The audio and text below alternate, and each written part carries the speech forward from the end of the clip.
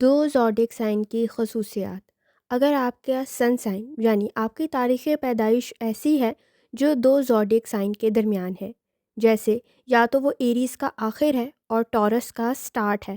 تو آپ میں جہاں عملی قوت موجود ہے، جہاں جوش موجود ہے، جہاں طاقت موجود ہے، وہاں مستقل مزاجی بھی ہوگی۔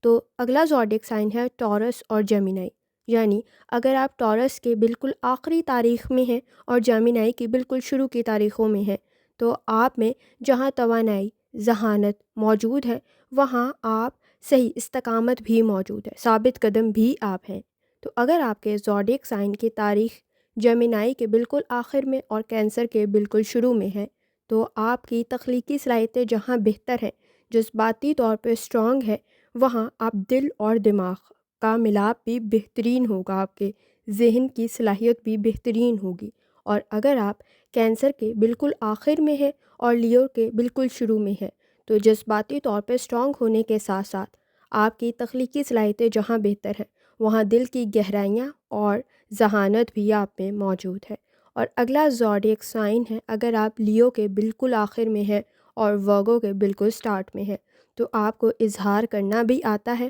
اور آپ حقیقت پسند بھی ہیں۔ اور اگر آپ ورگو کے بالکل آخر میں اور لبرا کے بالکل سٹارٹ میں ہیں، تو پھر جہاں آپ خوبصورتی کو پسند کرتے ہیں، وہاں سمجھنے کی صلاحیت بھی بہترین ہے۔